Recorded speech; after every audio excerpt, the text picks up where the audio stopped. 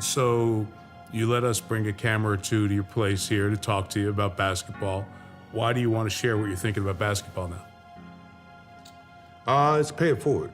I have an obligation to the game of basketball, not financially.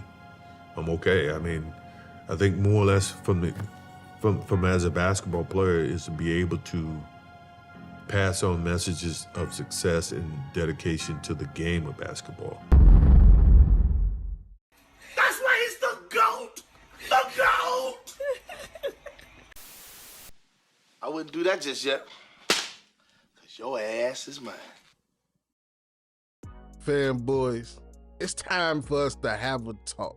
You gotta sit down with me because it's time to face the music. I'm about to speak into your soul with this.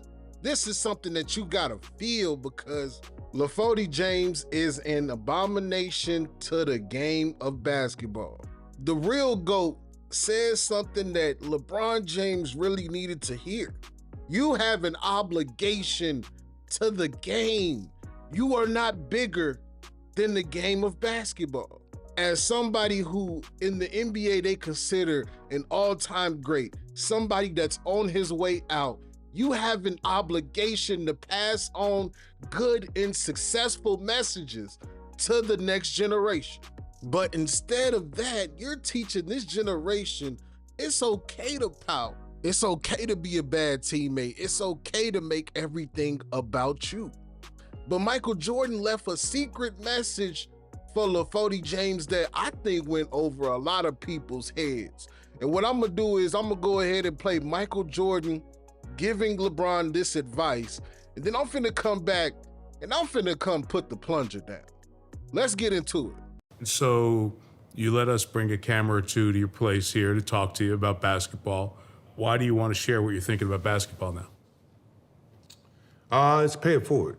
I have an obligation to the game of basketball, not financially. I'm okay. I mean, I think more or less from as a basketball player is to be able to pass on messages of success and dedication to the game of basketball. Still love it? Love it like you wouldn't believe. I mean, in all honesty, I wish I could take a magic pill, put on shorts and go out and play the game of basketball today. Because that's who I am. That's that type of competition, that type of competitiveness is what I live for, and I miss it. I miss that aspect of playing the game of basketball. Being able to challenge myself against what people see as great basketball. But it's better for me to be sitting here talking to you as opposed to popping my Achilles and I'm in a wheelchair for a while. See, what separates Jordan from LeBron James is that Jordan is a competitor.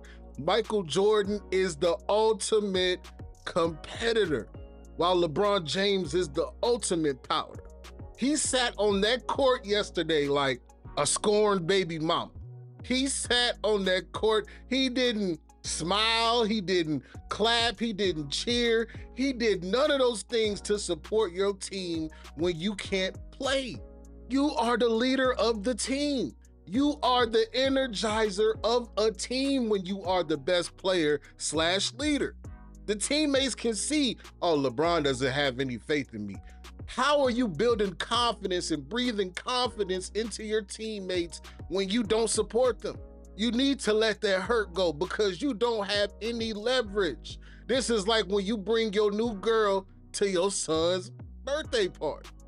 You know she a little bit younger than your BM. You know she look better than your BM. You know she a better girlfriend than your BM. And even your BM knows it. And now she don't want to pass the food. She don't want to cut the cake. She don't want to sing happy birthday. You know what time it is. She don't want to see you happy without her. And LeBron is feeling the same way. He don't want to see Lakers fans optimistic without him. He don't want Lakers fans to move on to Luka and forget about him. He's that baby mama that's like, I got 4 rings or I got 4 kids and there's no way they can move on without me. I'm always gonna be here. But he don't understand that this younger player doesn't give him headaches, always shows up for work, works hard, and is actually a really great player. So of course it's time to move on. You a 40-year-old dinosaur. You're not winning another ring. You are the all-time leading scorer. It's time to bow out gracefully. This is really just disrespectful to the game by allowing this to happen, and the media won't even talk about it. That's what's sad about it, is that the media accept this as the new normal. When back in the day, they will put hands on you for acting like this. Let's keep it real, man. Mad Max got hit in his shit by Hakeem Olajuwon. Michael Jordan had to rearrange the furniture in Steve Kerr's mouth, man. Sometimes it was necessary because they demanded excellence. How can you demand excellence when y'all don't even practice? LeBron, you don't even practice. DeAndre Ayton is straight garbage, but DeAndre Ayton hasn't even touched the floor with Luka and LeBron James. He just touched the floor with Luka last night. Let's keep it a buck. You need to build team chemistry in order to win a championship. You're not just gonna go out there and we just gonna figure it out. How many times have we seen this not work? Now, YouTube, I'm trying to stay within the guidelines, you hear me?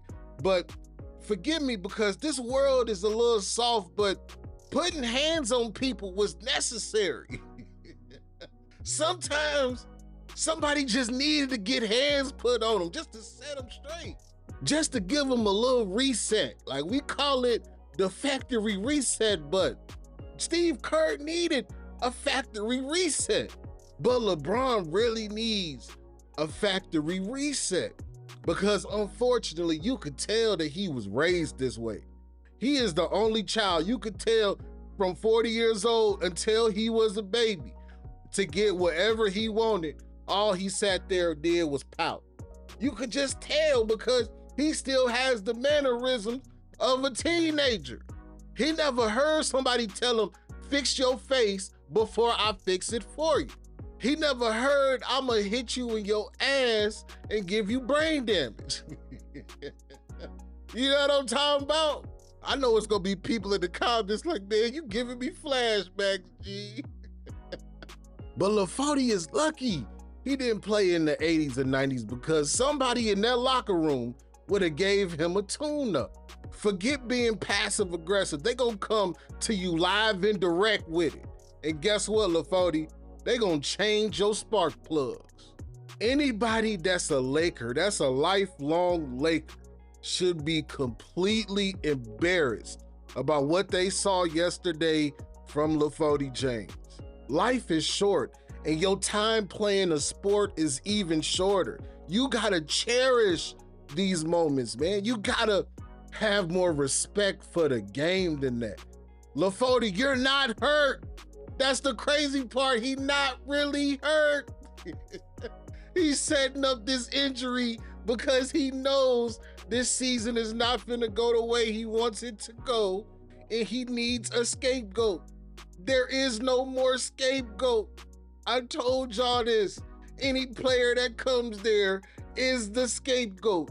But now that they've locked in on Luka, they have settled in on Luka being the future, LeBron James knows that there is no scapegoat.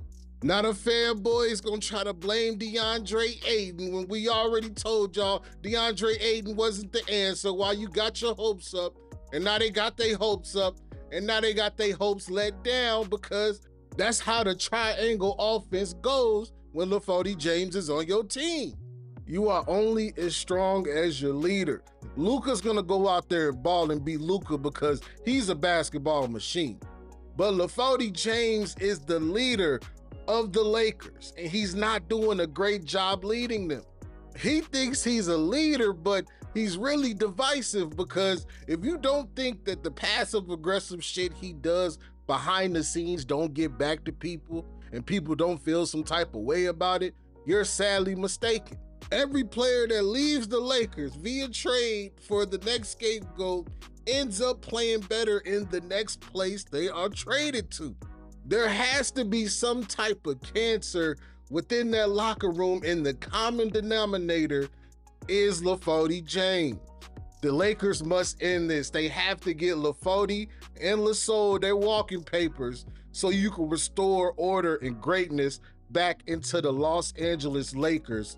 I know Dr. Bus and Kobe playing rock, paper, scissors on who get to punch LeBron in the mouth. Like, I know it. We know it. I'm just the one that's gonna say it. You're not gonna hear this on television. But I'm done spazzing out. I gotta wait till the next video. This the part of the video where I need y'all to beat the comment section up. Did anything I say is a lie? Did Jordan send a message to LeBron James? Let me know in the comment section. Don't forget to hit me with the HBO special. Help a brother out with some likes, comment, and subscribe. It's 93 Zay, and I'm out this thing.